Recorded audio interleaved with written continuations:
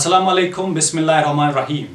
Promote Kashmir is a platform created for the promotion and preservation of art, culture, custom, tradition, language, lifestyle, tourism and biodiversity of Jammu and Kashmir.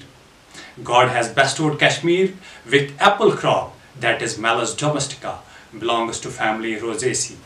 Promote Kashmir has organized a program on apple management.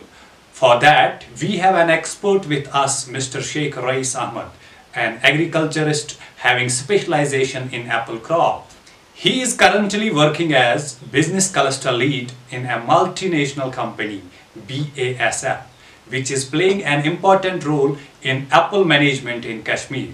People of Valley are having faith on the chemicals provided by BASF. We would like to continue the program in our mother tongue for the benefit of our people concerned with apple farming. Nazreen, आज कर अस कथ बात हन शुरुआत अंग्रेजीस मज M वक्त तिकाज यथ मेव सनद मुतलिक अस कथ बात करन छ अत सछन सिर्फ कशरी योत मुंसलिक बल्कि कशीर नेबर यम हिंदुस्तानिक बाकी रियासत छ या बाकी ममालिक छ तुम तिश यथ मेव सनद सहित मुंसलिक तिकाज तुमन ती अति समझ कि यह प्रोग्राम छ क्या तो अस क्या कथ बात करन मगर वन पकनावो अस कथ बात कशरस मज एम मूजूब रोकन ताकि सोन युस कमिल बोय छ एमस मिल एम सहित फायदा। रईस साहब तुहन छ सठा शुक्रिया जे तुह आयो अस निश तुह कोड़ू पन कीमती वक्त तो दुसलाबस कर तो सन माय बर सलाम कबूल। Walaikum salam. Thanks Zubair for providing me an opportunity to speak with my people on apple management. I appreciate you for taking an initiative of preservation and promotion of culture in Kashmir, and I especially appreciate you for organizing such an informative program regarding apple management in Kashmir. As you mentioned that for the benefit of people concerned with apple growing in Kashmir, I would also like to provide my suggestion in our mother tongue Kashmiri, for which Promote Kashmir is working. Rice साहब गड़त करो अस कैंसन Dutton पे कत तुह one तो हिंदुस्तानस मज कचा total production तो total consumption annually एप्लच तो अत मज कचा अकेला कशीर कंट्रीब्यूट करान। बिल्कुल अगर इस कत करो कि टोटल प्रोडक्शन कचा इंडिया मज एप्लच सह लगभग 22 लाख मेट्रिक टन। यथ मज वो कि मेन एप्पल ग्रोइंग स्टेट्स तथ मज कशीर, हिमाचल प्रदेश, तम अलावा कह लक स्टेट तम थोड़ा बहुत प्रोडक्शन गसान लाइक अरुणाचल प्रदेश, मगर कैलकुलेट कर कि टोटल प्रोडक्शन मे तुम वो 22 लाख मेट्रिक टन अत मे वाहिद कशीर यथ मज 18 lakh metric ton वपदान per year और 70% कंट्रीब्यूट कर ये टोटल इंडिया एप्पल प्रोडक्शन और 20% Himachal Pradesh, then rest of बाकी स्टेट तुम एप्पल प्रोड्यूस कर। युस ट्रेंड्स तुम वो कि कंजप्शन क्या ट्रेंड कि अगर वो टोटल कंजप्शन इंडिया सह लगभग 24 to 27 लाख मेट्रिक टन। बिल्कुल 2021 मज ये लगभग 12 लाख मेट्रिक टन। बिल्कुल 2019 मज वोत 24 लाख मेट्रिक टन तम और एज्यूम कर एनालिसिस गसान कि 2013 मज वात लगभग 30 लाख मेट्रिक टन। बिल्कुल और रेस्ट ऑफ कंजप्शन कित पे फुलफिल कर यह इम्पोर्ट। अगर वो इन टर्म्स ऑफ मनी तकरीबन 1512 करोड़ कर इम्पोर्ट बीरूनी ममालिकों पे ये सारे खुद बड़ कंट्री ये पे इम्पोर्ट कर US, तम पे इटली, चिले या बाकी स्टेट कंट्रीज ये पे चाइना इम्पोर्ट गसान और फुलफिल गसान टोटल। यानी अगर वो कि 22 लाख मेट्रिक टन करंट्स मज अत मज अम खुद अलाव ये कंजप्शन सो कि ट्रेंड्स बढ़ान दो खुद। अच्छा सती वन तो तुम रईस साहब अस कशीर मज कत्या लूक आसन अत मेव सनद सहित वाबस्त यानी कि कत्यान घरन आसि रोजगार फराहम करान। बिल्कुल लगभग अगर वो कि total economy India sorry Kashmir 20 billion USD तमिक 10% सिर्फ वाहिद एप्पल इंडस्ट्री प्रोवाइड करान अगर अस कुल मिला के लगभग 8,000 करोड़ इंडस्ट्रीज और रोजगार कोता फराहम करान यथ मज वो स्किल्ड अनस्किल्ड लेबर यानी तुम तम अनस्किल्ड लेबर युस लगभग 1.5 लाख यानी 150 मिलियन मैन डेज फराहम करान मैन डेज मतलब इत पे समझावो तुम कि अगर अख नफर रेतस काम करान मजूर करान या चाहे सह हमाल चाहे सह उतराय वोल चाहे सह बराय वोल पत ये क्यूमुलेटिव कैलकुलेट करान सह लगभग 150 मिलियन मैन डेज युस सन एप्पल इंडस्ट्री प्रोवाइड करान यानी यह बड़ इंडस्ट्री युस अस रोजगार तह फराहम करान। अच्छा रईस साहब अस तह जाए प्रमोट कश्मीरन असेसमेंट कर्म हिंदुस्तानस मज एप्पल प्रोडक्शन कम अलबत्ता कंजप्शन सह ज्यादा तह वो कि एज्यूम कर 2003 मज consumption 30 metric ton 30 lakh metric ton यमन क्या वजूहत कंजप्शन क्या ज्यादा गसान बिल्कुल ट्रेंड्स प्रोडक्शन तो कंजप्शन और इम्पोर्ट अत मे सारे खुद कि हेल्दी हैबिट्स डेवलप गसान दो खुद अर्बनाइजेशन खास कर सह गोडनिक अहम वजह दोयम कि ऑर्गेनाइज्ड मार्केट यानी मार्केटिंग चैनल्स ऑनलाइन परचेजिंग गसान थ्रू ई-कॉमर्स इत पे मोबाइल फोन या इलेक्ट्रॉनिक्स कह त आइटम ऑनलाइन परचेज कर इथे पे ये मज स्टार्ट गुमुत फ्रूट एंड वेजिटेबल्स अवेलेबल ये मज तुम वो रिलायंस फ्रेश या बिग बास्केट या सुपर बाजार चैनल्स यमो थ्रू ऑनलाइन परचेज करान यह दोयम वजह कि कंजप्शन बढ़ान त्रेम कि डोमेस्टिक मार्केटिंग सपोर्ट इम्पोर्ट करान तथ इम्पोर्ट टैक्सेस टैरिफ्स ज्यादा लगान और तम सन प्रोडक्शन कंजप्शन सह बढ़ान। अच्छा सती वन तो तुस नबर पे मेव योर आनान यानी कि फॉरेन मुल्कों पे सह मेव बड़ मयरी तथ मुकाबल सोन मेव तम क्वालिटी हूँ कह अगर पन क्वालिटी बढ़ावो अस पे फॉरेन पे ज्यादा मेव इम्पोर्ट कर बढ़ावो पन क्वालिटी या पन प्रोडक्शन बढ़ावो तमिच कंजप्शन हिंदुस्तान मज सन इकनॉमी गई ज्यादा बूस्ट। सठा अहम क्वेश्चन कि इम्पोर्ट करान अगर वो कि चाइना पे या US पे एप्पल मतलब मेव इम्पोर्ट करान कि तथ हसा क्वालिटी बह वन कि सनिस मेवस तह क्वालिटी वारिया असल गोडनथ कि हसा यह कंजप्शन यह डिमांड फुलफिल करने खतर दोनों चीज गसन इम्पोर्टेंट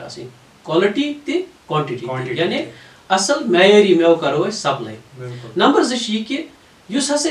इम्पोर्ट करान एप्पल ये पे वो सह प्रॉपर ब्रांडिंग तमिच बनियाम सिंपल वनो बह एग्जांपल वाशिंगटन एप्पल यानी अगर हिंदुस्तान मज कुन जाए तुम कत करो वाशिंगटन एप्पल तुम वन कि अन यह मयारी मेव पत अगर तुम वो इंडियन मे बासान कि अगर हज कत करो कि सह प्रॉपर ब्रांडिंग वन पन्नस मेवस कहें सो कि पज अत प्रॉपर ब्रांडिंग करें ये न कि हिंदुस्तान मज बल्कि फॉरेन कंट्रीज मज चूँकि सोन मेव म्यूट और अमिच ब्रांडिंग प्रॉपर तो मतलब सान खतर रोज असल। अच्छा रईस साहब तह करो अत मज कत मयारी मेवच यह मयारी मेव गो क्या सान नाजरीन वन त्रे चीज कर बह डिफाइन कि कैरेक्टरिस्टिक्स तुम मयारी मेव क्या त्रे चीज डिजीज फ्री एप्पल यानी बेमार ये कहें और super quality shine colour proper तो दोयम कि फर्मनेस यानी मजबूती त्रेम कि शेल्फ लाइफ यानी ये वन दोयम अल्फाज पोस्ट हार्वेस्ट शेल्फ लाइफ देर पाई कतिस टाइमस रोज ये महफूज प्रिजर्व अम त्रे कैरेक्टरिस्टिक्स यम डिफाइन करान कि मेव मयारी किन यह गैर मयारी। अच्छा रईस साहब सोन मेव मुख्तलिफ चैलेंजेस अत सोन कमिल बोय सोन फ्रूट ग्रोवर यह ज्यादा दवा छकान मगर तेल तु पत्मे वरी या यथ वरियस मज वो सान बागन लज बेमार यथ मज स्केप ज्यादा लज सोन माल गो सोरे खराब यह दवा यमो छोक द्रुग दवा सानो ग्रोवरो यह दवाहस मज कह प्रॉब्लम यह कंपनी बनावान दवा कंपनी कह प्रॉब्लम करान क्रिएट या यह डीलरन हज कह लापरवाही या यह डिपार्टमेंट कह कोताही किन यह सोन कमिल बोय दवा छकान अमिस मज कह लापरवाही गछान वो जुबैर साहब तह वनो यह क्वेश्चन यह सेंसिटिव तो बड़ अहम चूँकि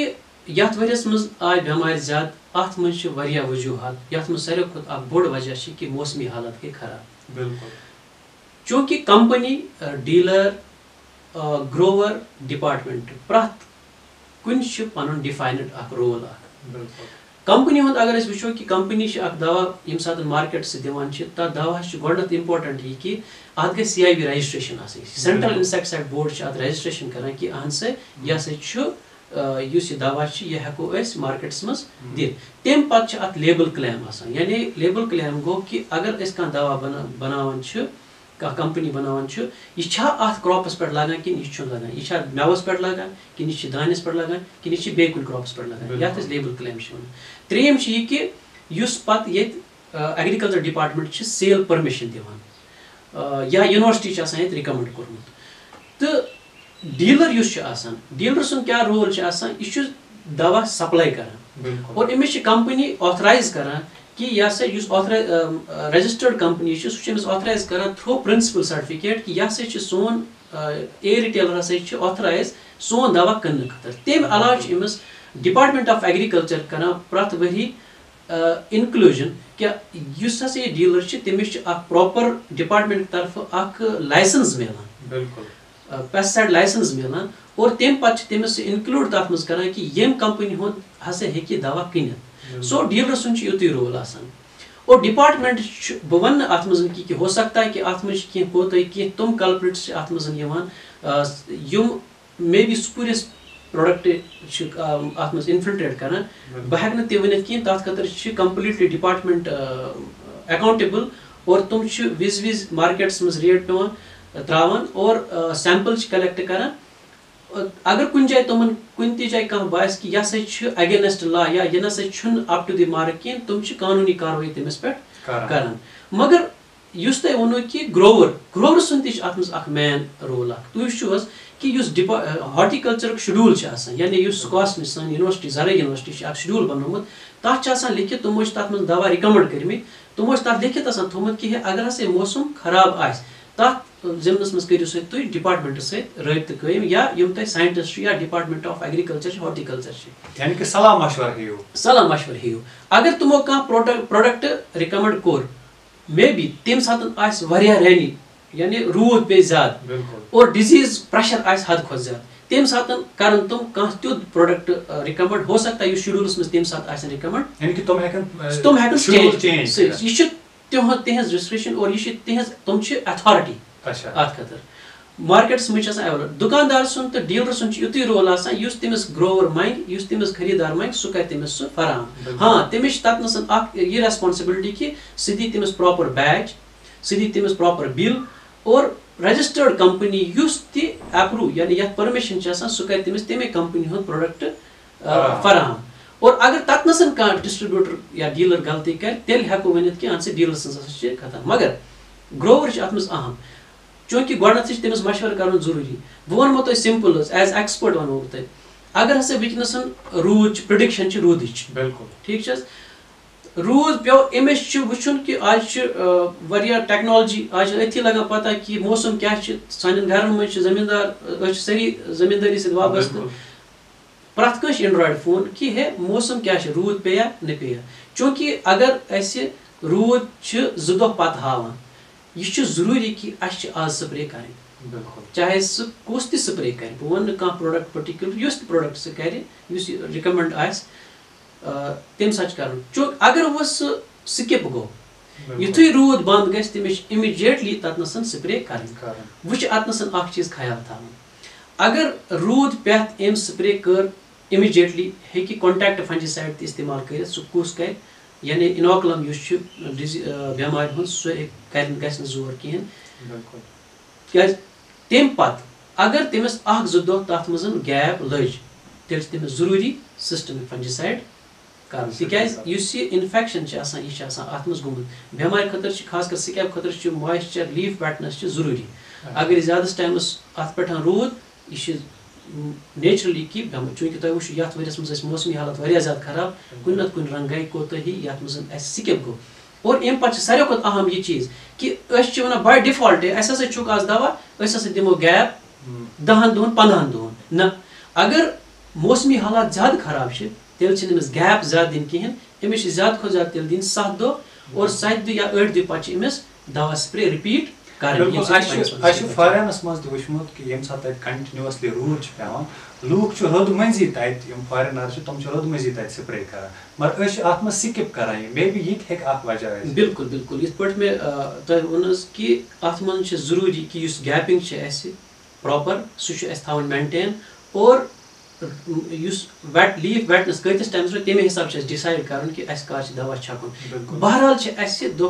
खुद ये टेक्नोलॉजी अडॉप्ट करें और अस सन अत पे चूंकि सही वाबस्तगी अत सैनिस ग्रोवर्स वाबस्तगी अत सत और तथ मज अगर ज्यादा ध्यान अत कुन दिमो और इंशाल्लाह मे उम्मीद कि डिजीज फ्री एप्पल हेको प्रोड्यूस कर यानी कि मायरी मेव मिल बिल्कुल मायरी तो तह वो अत मज अहम कत CIB रजिस्ट्रेशन दवा कंपनी सोजान तथ गड CIB रजिस्ट्रेशन गसान मगर युस रंग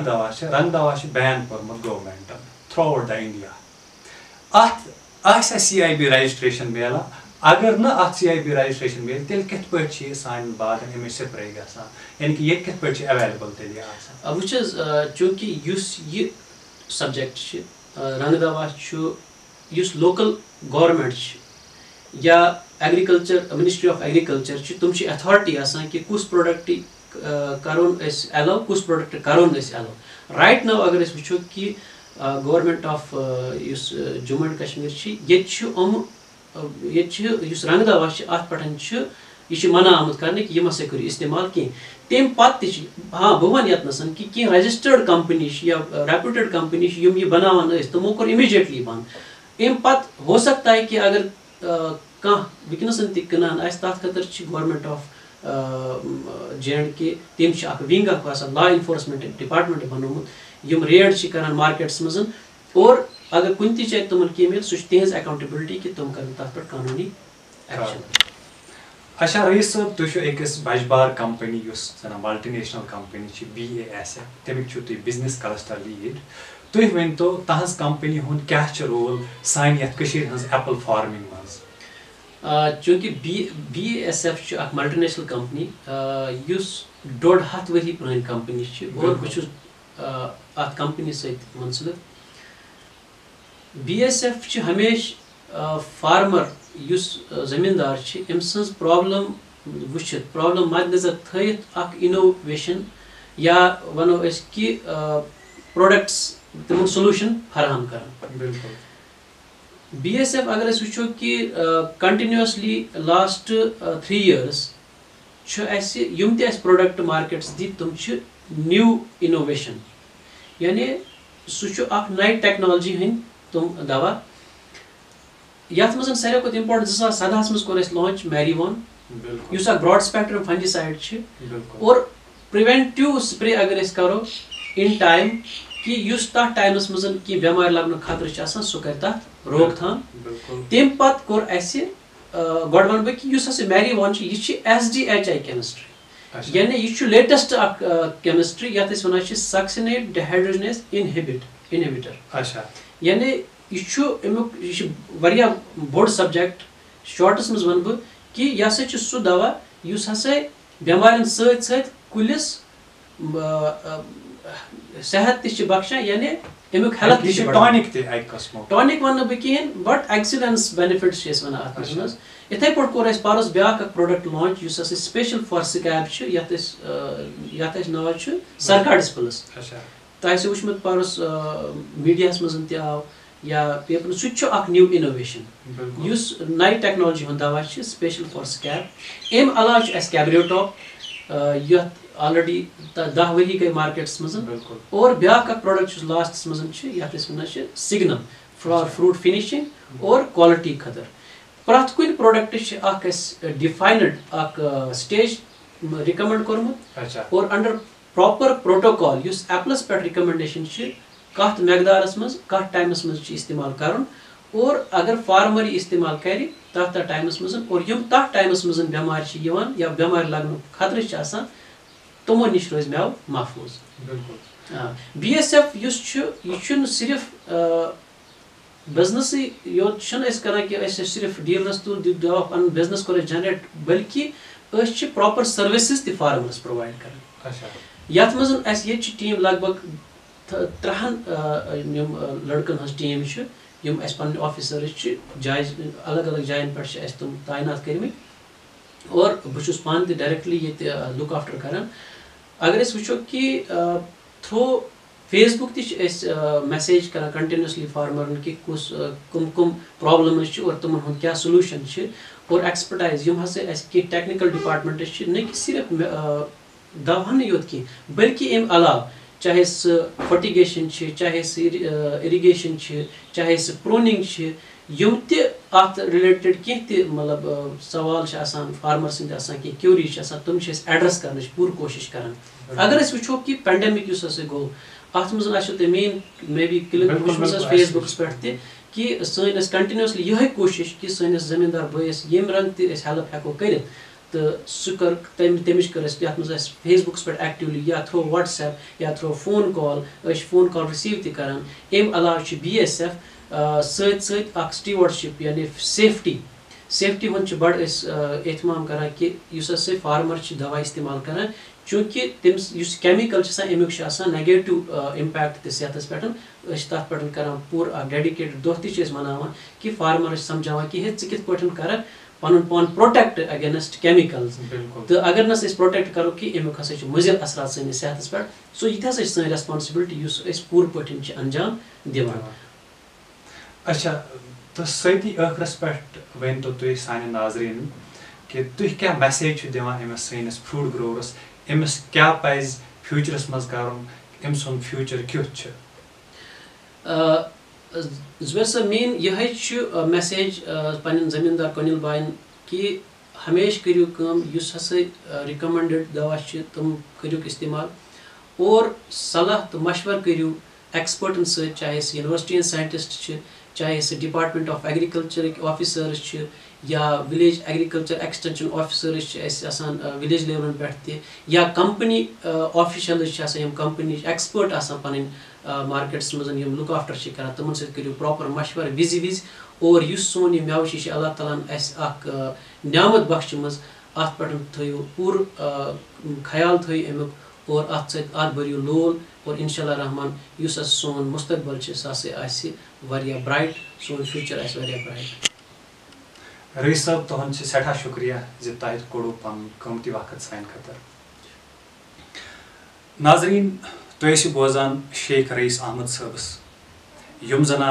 BASF ची कंपनी मज बिजनेस क्लस्टर लीडस सत एप्पल एक्सपर्ट यमो अहम जानकारी दिज अत मज खास जानकारी डाटास पे यम सत पता लगा जो सोन मुस्तकबिल कोता ब्राइट अगर पन मेव मयरी बनाओ क्वालिटी वाल प्रोडक्ट यूज करो या यम विज महर मशवर दिन तुम मशवरन पे पको तो सोन मुस्तकबिल अम खुद ज़्यादा रोशन उम्मीद तुह यह प्रोग्राम पसंद आमुत बिहु खुदाय सवाल खुदा हाफिज।